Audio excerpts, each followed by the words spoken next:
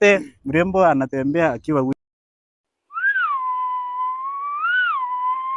haya. Matukio ni mengi ambayo yanafanyika kwa hii dunia, na tukio likikuchanga lipishangi hodi mtazamaji. Kuna matukio mingi ambayo nimewahi kutana nayo kwa maisha, lakini tukio moja nataka niwaletee moja kwa moja watazamaji. Kuna tukio ambalo niliweza kuona kwa maisha yangu ambao liliweza kunishtua hadi wa leo. Nilipokuwa natembea kwa barabara mwenzangu, kuna ndugu mwenzangu mwenye alikuwa anatembea mbele yangu. Alipokuwa anaendelea kutembea, gari ilikuja mbio, na ilipokuwa inakuja mbio ilipita na mkono jua, ikaenda na mkono na ikaacha huyo ndugu akiwa na mkono mmoja. So baada ya kwamba niliweza kujaribu kukimbisha hiyo gari hilo niweze kuipata, niweze kuokoa hiyo mkono, lakini nilikuja kugundua ya kwamba I was in the physical world so far. Sasa ndugu mtazamaji, kwa siku ya leo vile unavyoniona hapa, kuna ndugu mmoja ambaye niliweza kumwalika kuja kwa hii majadiliano ili aweze kutuambia kitu moja. Kwa sasa ndugu, habari yako? Nzuri sana. Nzuri sana. Sasa mtazamaji, vile umeweza kuona huyu ndugu yangu ambaye ameweza kufika katika haya majadiliano, ukiangalia vile ameweza kufaria kutoka juu hadi chini, ni dressing code ambayo inakubalika. Hata ukienda huko kwa nyumbani, ukipata mtu ameweza kukufa, ananunuliwa suti, anafaa kutoka juu hadi chini. So hata huyu ndugu yangu ameweza kuvalia hii suti. Ukiingia kwa maofisi, the office of the government, unapata mtu amevalia suti. Si rahisi upate vijana wadogo ambao vijana kama sisi wamevalia suti, na sijui mbona vijana kama sisi hatuvaliangi suti. Sasa ndugu mwenzangu, nilikuwa nataka kukuuliza swali moja. Kwa hii mambo ya dressing code ungependa kuiongelea aje? You have asked a very good question. Like you see, we are being told that the day that Jesus will come will be a very important day. And we are being told that that day, people who believed in God will be given a coat, a white coat, that is a white garment, that they will be ready for the what? For the big party, the big feast.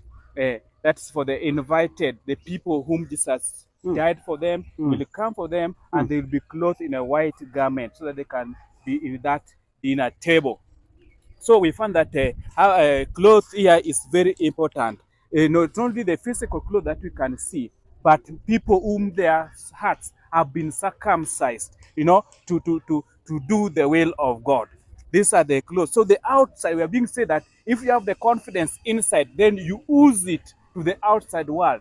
And that's why you can see that if somebody is a president, you can remember it's a time former president alikuwa na a very big occasion, and I saw a gentleman, a very big businessman in town.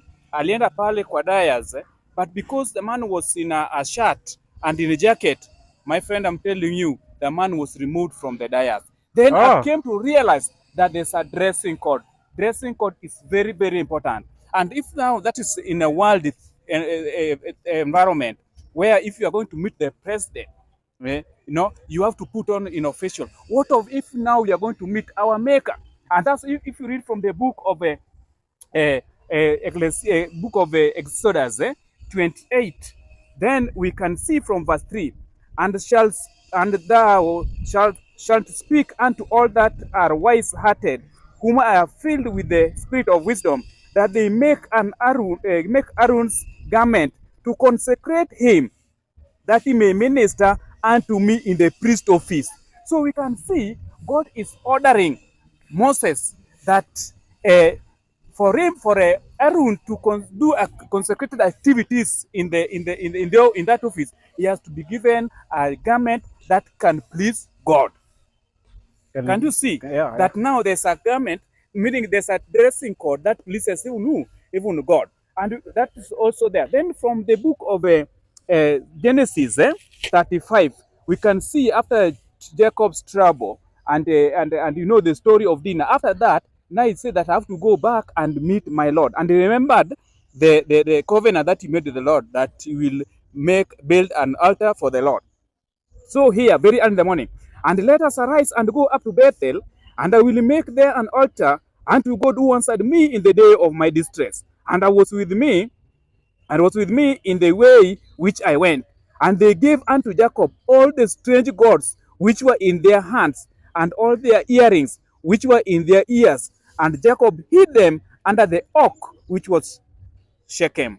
Yes. So you can see that if you're going to the church, you are not supposed to have the earrings, you are not supposed to have the necklace, you are not supposed to have the all that adornment, because God is saying that any money that is in the Christian's hand, that money is for humanity. And any money that you are using to buy something that does not add value to you, that one is a waste money, and that money could be been used to save a soul to God. Okay. So you can see anytime unaongeza kastadi hapa, unaweka ka necklace hapo, you know, it adds nothing to you because you are wonderfully made, and anything you do to God, that's you are distracting yourself. You pierce your ears, you know, you add so many things. You unaweka ka butterfly hapa. Saa hii imekuja kwa church, utameweka ka butterfly hapa, adding nothing, you know. That money is supposed to be buying a lesson for somebody who is lacking. That money should be used to buy King James for some version for somebody. So we can see that dress is something of importance. Oh, dress is something of importance. Yes. So ukiona watu wanasema my dress my choice, meaning certain rules. Mavazi ni kitu cha maana sana kwa binadamu, kwa sababu kuna maswali mengine ambayo nimeweza kukumbuka hapo mwanzo wa dunia. Kulikuwa na watu wawili, mmoja alikuwa Adam na Eve. Hao watu wawili walikuwa wanatembea wakiwa uchi. Yes. Before wafanye dhambi walikuwa wanatembea wakiwa uchi. Yes. After walikuwa wanatembea wakiwa uchi, wakati walikuwa wamefanya dhambi, ndio Mungu akaingilia katikati akawapea nguo. So far kutoka hiyo siku ndio Yesu akakuja akakufa msalabani, tukasamehewa dhambi. After tumesamehewa dhambi, watazamaji nowadays naonanga unaweza tembea hapo kwa barabara hata masaa ya usiku upate mrembo anatembea akiwa uchi.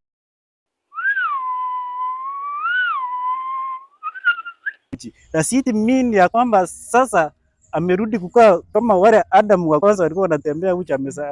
Very good question. Very What good does question. that mean? If you read from the book of Genesis chapter 3 verse 11, then the question is, who told you that you are naked? Who told you? Who told you? That's the question that God asked Adam and Eve. Meaning they were naked. First, God clothed them with a cloth of glory.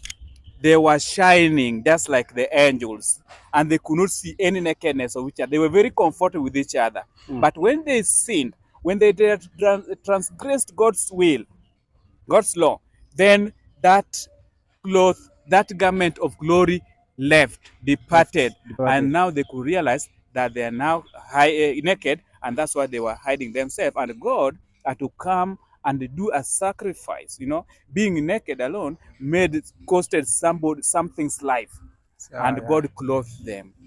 They were covering themselves with the leaves, and that one was a short-lived thing. Those one was shortcut. Anyway, God has shown them that I will provide my son to die for you, so that he can clothe you, and that's why God killed a ram and clothed them. So that is telling us that if you are putting on this cloth that you see, then it's reminding us that we lost the garment of glory and we became naked, so we have to cover our nakedness. So anytime you put on a cloth, remember it's reminding us what took place in the Garden of Eden, because there we were in the loins of Adam, And the loins of Adam. So kuna kitu nataka tuongelee hapo. Yes. Kwa hapo mahali pa kukaa uchi. What effect will you bring to people when you shall be walking nakedness at the roadside? So you are not supposed, you as a man. Like we then said, from there, after finishing talking about man, then we will talk about the lady. What harm will a lady cause to the people when she's walking on the road nakedness? like you said, sometimes they have this tendency. They say freeze and shine. Freeze and shine. Freeze and shine, whereby they walk with the sleeveless, but it does not mean they don't feel cold. They also feel cold, but like the term goes, you freeze, and you shine, so that people can see you. But I want to tell you, my friend, this is a good thing. God told Aaron that from the elbow going backward, from elbow kwenda juu, that is our nakedness. Then from the thigh going down, going up, is not, people are not supposed to see. Those are part of our privacy. people are not supposed to see them. And when we are using them, when we are exposing those parts, then we are triggering people's mind that now we don't want to be, we don't humble ourselves, because in this life there are two things. Either you choose the life of a zebra, or you choose the life of a donkey. Yeah. Yeah, you choose a life of a slave queen, you know. That's upon you. Just like men, you can go as far as kuchora vitu kwa mili. Some people, they even shave their hair. Even cutting hair is there. God is telling us that do not cut around the corners of your hair, from the Bible. Meaning God knew, because you cut now, but the people who started it, they were cutting their hair when they were worshiping a certain God. And God. They were mourning, you know, for those gods, you know.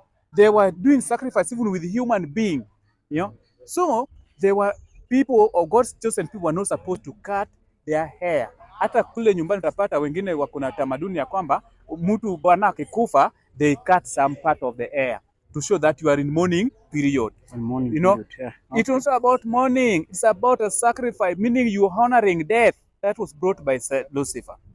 Okay. So we should be dressed in a modest way, you know, something that hata saa hii unaona watu wanashona manguo, unapata the buttons zimewekwa hivi.